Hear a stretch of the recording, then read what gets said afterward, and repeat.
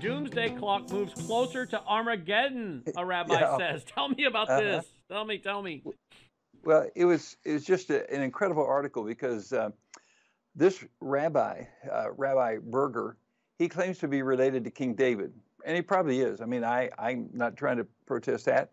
He also says that he's a member of the Sanhedrin. Remember, in the Bible days, there were 71 members of the Sanhedrin, and he claims he's a part of that. So he's got a nice, rich heritage. But what's interesting is there's a doomsday clock, and this was started, I think, back in 1947, and they put up a time frame, and it just moved forward again. And the reason that it's moved forward is because they feel like the situation with Russia and the Ukraine and with the Middle East such a powder keg, because the tensions are really high right now with Iran, and Russia siding against Israel. And you know, just in the last week or so, we had some, I'm going to say, mock war games in which there were, I think, 140 planes are involved in this. And now there's a mess because some of the arms that the United States has decided to ship to the Ukraine are actually some of the arms that were set in place in the Middle East for the protection of Israel.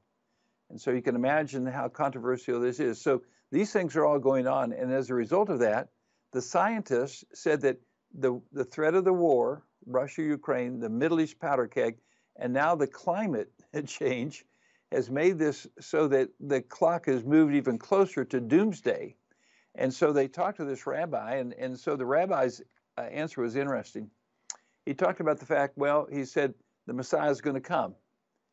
And he said, I think the teaching is this, that God has always had the Messiah ready in the wings, but he's waiting for the world to open themselves up to receiving this Messiah. Now, that's interesting because when he says God created the world, he'll bring the Messiah in his proper time. So he said, we want to welcome the Messiah. We think we can accelerate when he comes. And so that's why there's a push on the Temple Mount. That's why there's such a push to begin sacrifices again that it mentioned would be in the latter days, according to Hosea chapter 3. And so this is just brought another big accent point right there on top of the Temple Mount. And again, some Jews are really mad that he would say that. Others saying, yeah, he's exactly right. But that's the spiritual mood in Israel tonight. You know, about the time people begin to say, okay, these green energy people, you know, they have their big conference, and most of the World Economic Forum this last year had to do with the peace climate and the carbon footprint. And you know, you got Al Gore saying that we need to eat insects and not meat, and we've got you know, John Kerry saying how horrible it is that you know, we're going to have 1 billion people displaced because of these climate things. And so about this time, people begin to think, well, you know, maybe I do have to get rid of my gas range. And by the way, don't do that. Don't do that. Okay, and maybe I do have to buy an electric car. Don't do that, because there's something that they've just now unpacked in these two videos together. It shows you how shaky the foundation is. First of all, the guy in both of these videos is the #1 advisor for Joe Biden. Amos Hochstein, Jewish man, bright, brilliant. He served under Obama. He's really the #1 advisor for Biden. I personally think he's the only thing that keeps Biden going. He's brilliant. There's no doubt about it. He's the one that brokered the gas deal with Lebanon and Hezbollah. This man has made trips into Saudi Arabia, Lebanon, Jordan, Israel, and he's home based in the United States. This is the energy czar of the world. Of all things, in a forum, he says, okay, there is a little problem, because when we go to this total electric situation and get rid of carbon fuel, there's a problem. And the problem is, it's called critical material. There's some material that's needed to make batteries. There's some material needed to have all these alternate energies. And I'm going to let him explain this at about a 3 or 4 minute clip. And wow, when you see this, I'm just going to tell you this. Everyone that I've shown this little clip to, even the kids who said, yeah, we thought solar was the only answer. Wow, when you hear this, you're going to find out, no, this is another scheme that's tricking us. It's going to cost us more money, and it's a scheme for the government to even control us even tighter. So let's play the first clip where he's interviewed on the World Economic Forum. Okay, here we go. Well, we went through a pandemic and we're growing back. And what has the president said on that, Joe? He has called on the oil companies to spend those record profits and to increase their CapEx, not just on stock buybacks, but to increase it actually in investment into production. And so he's calling on increased production. At the same time that he's saying he's going to end the fossil fuel industry. Companies like Chevron and ExxonMobil are doing that. Some are doing that, and I think the response, and look, we've had a conversation with the oil companies, and I'm not going to break news here and say the Biden administration, some of the oil companies, we're not going to always agree on, we're going to have a lot of disagreements. But we believe that they should be spending more. They should produce more. I think some of them have, Becky, as you have said. Amos, they are going to if the increase, president and I think we're going to see more increases this year. The president has said, read my lips, I'm going to end the fossil fuel industry. And then on the other side, 2 days later, he says, you're not making enough. Increase production. Why would you do it? If he said he's going to end it, why would you invest money in that? So the arc of the energy transition that we're on is that we're going to need oil for significantly more years to come as we accelerate the energy transition. So what President Biden wants to do is two things at the same time. Accelerate accelerate the energy transition while making sure we have enough energy in the system now, oil and gas, to be able to sustain this energy transition. For how long? It's not a short period of time. I don't know that. We've talked about it. 20 years? I don't know. 50? Well, he's not going to end it. He probably won't be around before. But by the most time oil it's produced ended. Wow. Okay, now actually that's the second clip, and we'll play the other one. But you see that they're taking this man to task, because we've caught the administration in one of the boldest exaggerations or lie. You can choose which words you want, because here they are. All of a sudden, they realize, you know what? We're in trouble. We're desperate for natural gas. We're desperate for oil. We need our oil companies to produce oil, and so we find ourselves having to shuttle back and forth to people that hate us. These countries hate us. They're gouging us for oil, and so now all of a sudden, they're changing their mind, and they're saying, hey, we want the oil companies to produce more. I thought they just shut down the pipeline. I thought they just said, these guys ought to apologize. And now they're saying, we got to have more. Why? Because they understand that they're in big trouble. Now let's go back and play the other one. All right. And because this is the one that says, all the alternate energy stuff, it's great. I'm all for solar. I'm all for wind energy. But there's not enough of it to do everything that our society needs. Here we go. Absolutely. There's been so much discussion at this conference about the challenges of critical minerals, how we need to source more supply, how we need the unique security challenges of critical minerals. Walk us through, sort of level set for us, what's the scale of the challenges as we think about meeting Paris climate goals? Look, I actually believe that this is the greatest challenge, not just for our ability to meet net zero goals, but it's actually one of those things that crosses over to being one of the most important challenges and national security risks overall, not just energy, but a national security risk for the United States and for large parts of the world. And the reason for that is because if we just continue as things are today, as they've been developing for the last 10 years, we'll be in a place where we have full control or significant control of critical minerals in the hands of very few. Right.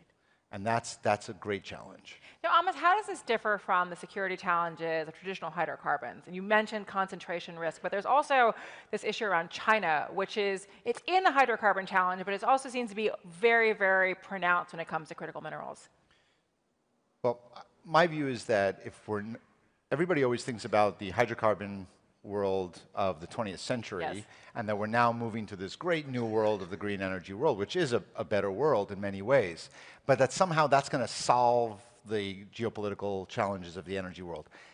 The way we're going right now, we're actually creating a carbon copy of the 20th century geopolitics of energy architecture and just putting it into the 21st century. Instead of having a small group of countries that control oil supply and perhaps refining, we're now going to create a one or maybe a couple of countries that will control the entire supply chain for wind, solar, electric vehicles, chips. And if we do that, then the geopolitics of energy of the 1970s will be repeated in the 2030s. And we have to accelerate the investment in clean energy technology and in renewable energy. That creates a challenge because as you accelerate something more rapidly than the market would normally have developed, you have to make sure that you have the raw materials and the supply chain behind it. Right now, we may not. So to do that, suddenly there is a rush to buy and to acquire, from mining to processing and refining and assembly. And if you look at where that is right now, it's not in a good place for a well-diversified energy system. Are there particular aspects of it that are especially acute? I think we've discussed graphite before as a particular challenge.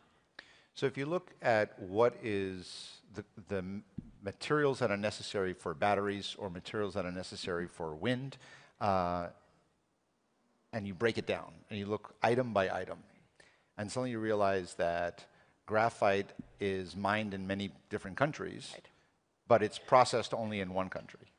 And we're going to have 2 new processing facilities in the United States likely over the next couple of years, but that will supply a very small percentage of what, even just a small percentage of what the United States needs. And then look at lithium and who's owning the assets, who owns the mining, who owns the processing, who owns cobalt, who owns the mining, where is it going? Nickel, copper. Copper we need not just for batteries, we need it across, if you want to electrify everything, copper is really important. So all of that is right now concentrated in one country, in China. China controls somewhere between 60 and 100% of all the items that I just mentioned. Wow. Okay, so here's the boomerang. We've been sold to go to alternate energies. We've been told how this is fantastic. Do you understand that Tesla, that's why they keep saying, you know what, if everyone goes to this car this quick, we can't do it. We need 25 times more graphite than we used in the year 2020. By the year 2040, we're going to need 25 times that much. It's in China. The things that he listed, lithium, cobalt, nickel, copper, magnesium, many of these things are in the Dead Sea. It makes Israel a very valuable place. But which could explain again one of the treasures that the Gog-Magog coalition come after. Exactly. Yeah, exactly. And so this powder keg, at one time we were treating oil-rich countries special because we needed their oil. We were buying their oil. And now we're going to find ourselves having to treat countries that have these special minerals, you know, the critical minerals. You know what? He's exactly right. So that was released. 2 days later, he comes back and says, okay, now we've changed our mind. Maybe we need the oil companies to begin production again because we've miscalculated this thing. Isn't this ridiculous? Yeah. I mean, it makes me think of Romans 1, when God gives over a nation or people, they become fools, vain, useless, and futile in their thinking. This is why we have so many of our leaders are Romans 1, dark-hearted, debased fools. And they do these things, and some of it is planned, some of it's very well thought out in order to accomplish their destruction and chaos. Others, it's just them being the fools that they are. Well, he mentioned national security. He said it's our greatest challenge. The real truth is there's no one that says that we're able to convert everything to electrical power. And not only that, you know, some of the graphite, there's a synthetic graphite. You talk about something that pollutes the environment.